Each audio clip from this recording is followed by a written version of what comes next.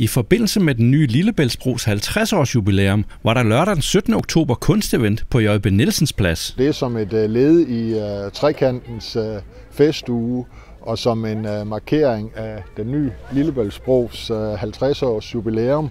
Så har den dygtige kunstner Caroline, så har hun jo stillet op med et rigtig spændende kunstværk hernede på J.B. Nielsens Plads, en af vores mange skønne pladser i byen.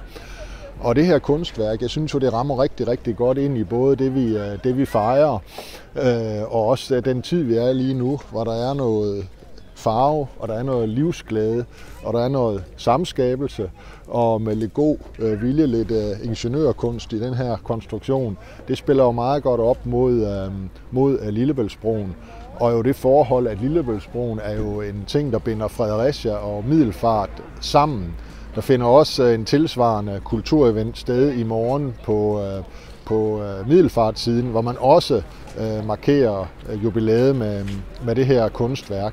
Og det er jo lækkert, at man kan gøre det som sådan et samskabelsesprojekt, hvor både børn og voksne de kan være med til at skabe det herude i frisk luft og livsglæde og farver i en tid, som jo ellers lægger mange begrænsninger på os på grund af coronaen. Og så slut på børnenes efterårsferie, hvor der også lige sker lidt ekstra. Det er fedt.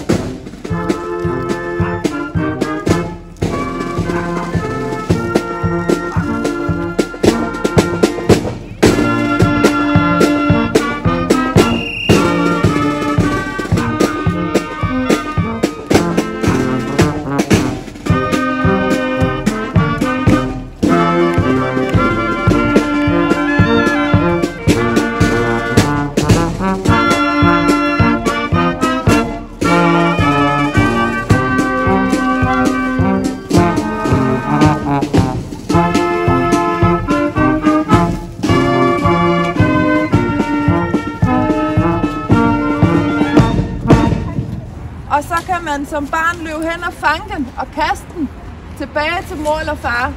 Så vi er fælles om det her. Det er en fælles leg. Der er også plads til de temperamenter, hvor hvis man hellere har lyst bare at stå og flette lidt, så må man også gerne det. Der skal være plads til forskellige temperamenter. Okay?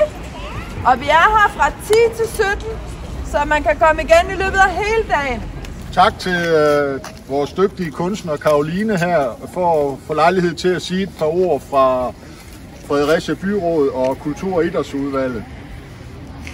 Samskabelse, det er jo meget op i tiden, og jeg synes jo, det her kunstværk, vi står midt i her, det er jo et godt eksempel på det, hvor både børn og voksne, de kan bidrage og være med til at skabe det her. Jeg synes også, det smager lidt af livsglæde og farver i sådan en lidt svær tid på grund af corona. Det synes jeg også godt, at vi kan trænge til alle sammen. Så synes jeg også, der er en masse symbolik i det her. Altså, den nye Lillebæltsbro er jo en vigtig del af vores DNA her i byen. En vigtig del af vores forståelse, og det samme gør sig gældende på den anden side af bæltet i Middelfart. Og der finder jo en tilsvarende event, som der finder sted her i dag. Den finder sted i Middelfart i morgen, hvor deres borgmester så vil sige et par ord.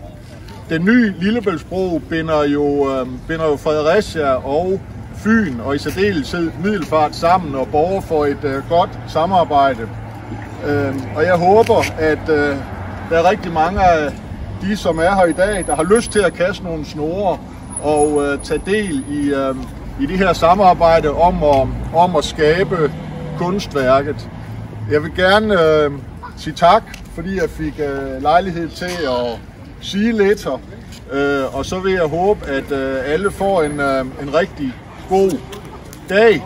Og så vil jeg håbe, at den nye Lillebæltsbro kommer til at holde yderligere 50 år, så vi kan stå her fra 100 års jubilæum om en rumtid.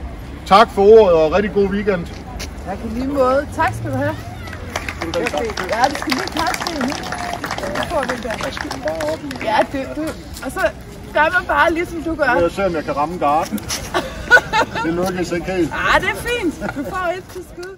Har du selv været med til at kaste? Ja, det har jeg. Jeg fik fornøjelsen af at sige et par ord på vegne af byrådet og kultur- og idrætsudvalget, og jeg fik også lov til at kaste de her 2 garnnøgler. Jeg forsøgte at kaste helt over til 6. juli garden. Det lykkedes jeg ikke helt med, men mine snore de hænger deroppe og har bidraget til festen.